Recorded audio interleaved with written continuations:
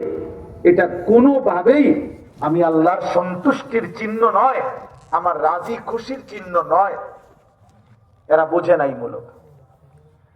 দুনিয়া দিলে, দুনিয়া লক্ষবার দিলে আল্লাহ তাআলা তার প্রতি সন্তুষ্ট, এ কথা বুঝায়। কথা বুঝছেন কিনা?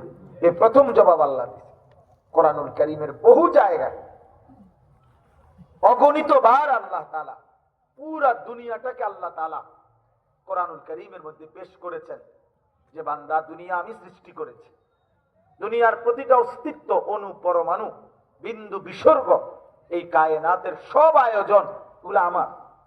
আমি জানি আমি কি বানাইছি, আমি জানি এগুলো কেমন, কোনটার টেম্পার কদ্দুর, মেয়াদ কদ্দুর, কোনটার গুণাগুণ কি, আমি তো জানি বান্দা।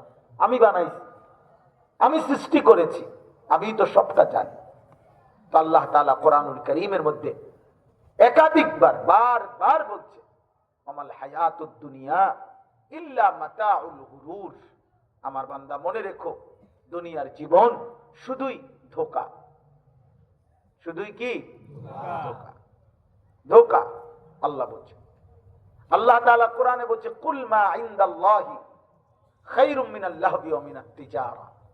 আল্লাহ বলেন, হে নবী আপনি বলে দেন, আল্লাহর কাছে আখিরাতে যা আছে তা তোমাদের এই দুনিয়ার তামাশা, তোমাদের দুনিয়ার এই ব্যবসা উপার্জন চাইতে কোটি গুণে উত্তম। সুবহানাল্লাহ। কোরআনুল কারীমের মধ্যে আল্লাহ তাআলা বলছেন, ওমা হাদিহিল হায়াতুদ দুনিয়া ইল্লা লাহবুম ওয়া লাইব। বান্দা শোনো, দুনিয়া আমি বানাইছি, আমি তো জানি আমি কি বানাইছি। আল্লাহ বলেন, তামাম দুনিয়া আর কিছুই নয়, বরং শুধুই তামাশা, খেলাধুলা, খেলনা, খেলনা, খেলনা। কোম্পানি কয় খেলনা, আর গ্রাহকে কয় আসল। বুঝেন নাই?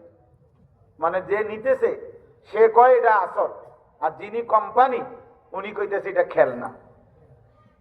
আমাদের হালাত হলে, যিনি সৃষ্টিকর্তা মহান আল্লাহ, তিনি বললেন এই পুরা দুনিয়া খেলনা, তামাশা, আর আমরা বলছি না এটাই আসল। আমরা তো গ্রাহক, আমরা তো নিচ্ছি আল্লাহ থেকে, আমরা বলতেছি না এটাই আসল।